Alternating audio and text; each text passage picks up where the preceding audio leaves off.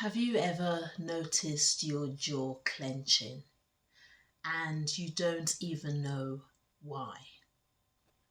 For years, I clenched my jaw so tightly that my teeth ached.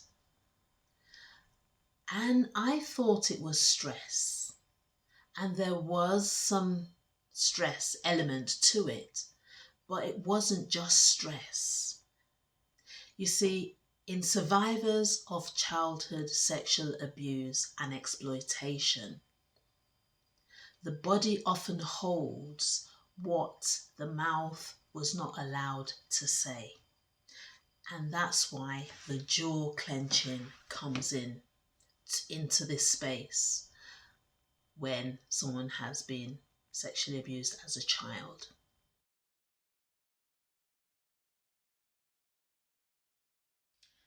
I'm Toyino Kanuga and I am Hush to Raw.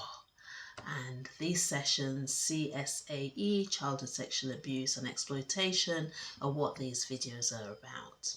Now, whilst there won't be any form of exposure of childhood sexual abuse, because of the nature of what it is, you might have triggers. So just to state that I won't be saying anything that is, more than the ordinary of what you expect, but I just place that warning there that this is a video to do with healing from childhood sexual abuse. I'm Toyino Kanuga, and stay put while we go through this journey of healing from the most horrific crimes, childhood sexual abuse.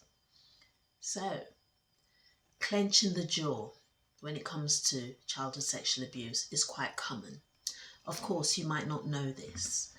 It's because you are tensed and you're looking for anything to hold, to stay as a container.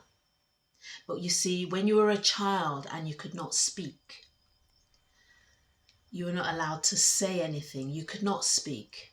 You could not shout. You could not protest. That's when the jaw tightens. So here I've got a brain model, and I will be bringing your attention to two areas of the brain, which is very important that we get to know when you're healing from something so horrific, or anything for that matter. So we have this part of the brain, it's called the ACC, and it's called the anterior cingulate cortex. And it's involved in detecting conflict. So conflict between how you should be and what is really happening to you. So it notices, it's at the beginning of at the front of the brain, it notices when something has gone wrong. When something doesn't match what the brain structure and the action should be. So when something feels unsafe, in abuse, for instance, the ACC, the anterior cingulate cortex, it lights up because there is a violation. But the child cannot act. You see, so that's the conflict. When something happens and you take the appropriate action, then it will go down. But when it's heightened and the light stays on, it means that the energy has to go somewhere else. So the jaw becomes the container. You see, all there where you're fixing is where the energy from that ACC has had to sit as a container. So, and there's another area which is called the posterior. From the name posterior, you'll know that it's behind. So this is deeply involved in self-story. So from that word self-story, you know that the mind is looking for a meaning of what's going on. And in some videos, I say that our mind is a making meaning machine. So that PCC is going to create stories, not necessarily true ones, but it needs to make sense of what's happening. But you are confused if this has happened to you, if you're clenching your jaw. So the self-story, or what is called self-referential stories, what the PCC is creating, will be things like, was it my fault? What's wrong with me? And this loops not in the moment of the abuse or few months after. This loop can go on for years because it's still finding meaning for what happened to you. And the reason I emphasize this is because it's a brain mechanism. It's not something that you have control over. It's the design of what the ACC and PCC are meant to do. So the body will take the energy, and in this case, most of the time, it's the jaw clenching. So jaw clenching, it's not just random. It just doesn't happen out of the ordinary. It's a reaction from the brain. It's the nervous system trying to hold the conflict and contain unspeakable emotion, because what's happening to you, what happened to me also was unspeakable. So the body is trying to protect you. And that is the container, the jaw, that part of your body is what it's doing for you. So it was a protective mechanism as a child. Our nervous system is very intelligent. But the question now is, how do we move from the jaw clenching, the gnashing of the teeth that will cause a lot of pain and sustained force of that clenching of the jaw, gone for so long without any healing, can cause problems. So how did I get mine under control? I didn't stop clenching by forcing myself to stop. I had to show myself something foundational. I had to start from the beginning. And that method, what I had to do, still doing, is ABC, was what I had to learn from the beginning. And what is ABC in this context? So to see that I don't clench my jaw, and how a lot of people that I've trained as well, it's awareness, breath, and compassionate connection, ABC. This was devised, I'm sure, from a lot of other people, but the people, or my online mentor then, Dr. Russell Kennedy, the author of Anxiety Prescription, was where I first learned the initial state of this. So first, awareness. Everything has to start with awareness. So first, awareness means you notice the clench without judgment. You don't say, oh, and give yourself titles. You notice. And the second is breath. You take in as long as you can, but do double the inhalation by exhaling. So that is the breath element, the B. And then you want to show yourself compassion by connecting back to you. Because anxiety, alarm, they're all disconnects. Yeah, Every anxiety that you feel is a disconnection from yourself. So that compassion that you show yourself is, I didn't just tell myself stop. I mean, initially I did, because it's frustrating when you can't get it right. But gradually I started to show myself compassion and connect it back to me. In fact, this butterfly hug was one of the ways that I used to connect back to myself. So I didn't tell myself stop. What did I tell myself? I said, thank you for protecting me. Now, this took a long time. You oscillate back and forth between your healing journey, and it's okay. But very slowly, my jaw did start to soften, and my teeth that were aching gradually started to stop the ache. But what else did I do?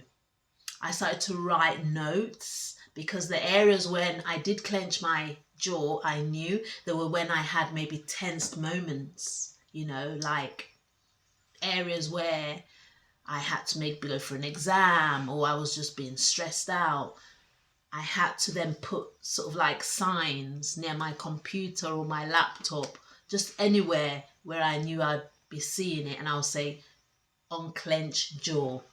And I'm like, oh, okay, because sometimes you don't even know that you're doing it. And that's what I did, still doing, because sometimes occasionally I have to get myself back into the awareness mode. And I say, oh yeah, Toyin, unclench. And I mean, for now, I will say that I don't clench my jaw. My jaw is quite relaxed because of the routine that I get myself in. And everything is about regulating yourself. But what I will say, that nervous system that needs to be regulated should not be forced, because what you have been through is not meant for the body's regulatory system. So we have to be gentle with it and get it back to the homeostasis. And regulation is not forcing the body to behave. No, it's thanking the body for surviving. Can we say that again? Regulation is not forcing the body to behave. It's thanking the body for surviving. So if you do clench your jaw, if you do grind your teeth at night, if your neck is tight, around there, your nervous system is not broken. It's loyal. It's telling you that you need to now do the repair, the regulation, show yourself compassion by getting you back to you. So the ACC noticed the danger, the anterior cingulate cortex, the area of the brain, that intelligent area, it noticed. The PCC tried to make sense of it, the posterior one. It wanted to make sense of what was going on. The jaw held what the child could not say. But now you are allowed to soften those very areas that were protecting you. And I'll say this, healing is not about forgetting or erasing the past. No, it's not. It's about teaching the nervous system that the danger is no longer here. So regulation, it's not about controlling your nervous system, trying to tell it to obey you now, or forcing yourself, getting angry. Yes, you will, but show yourself compassion. The regulation is about building a relationship with yourself. Hence the compassion. So if your jaw holds tension, here are 3 gentle ways that I've said. First, the ABC, the awareness, the breath, compassionate connection. Then humming.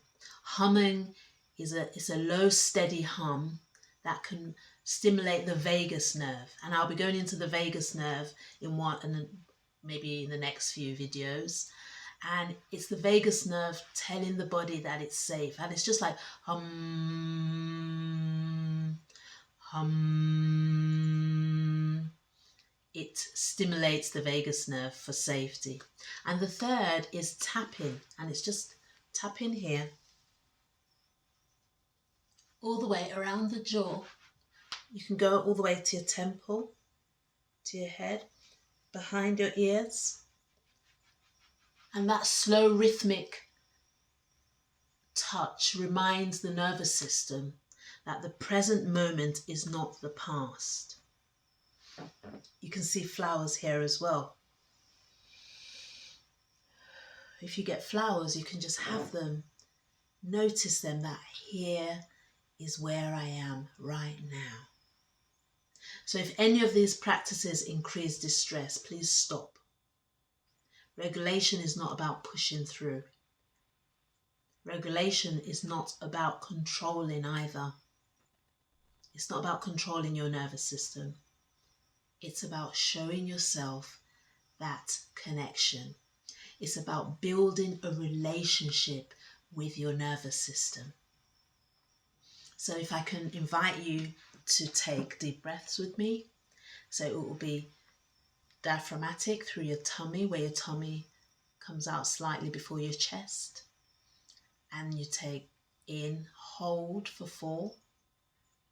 You go in for 4, I beg your pardon, and then hold for 6 and breathe out, double the intake, 8.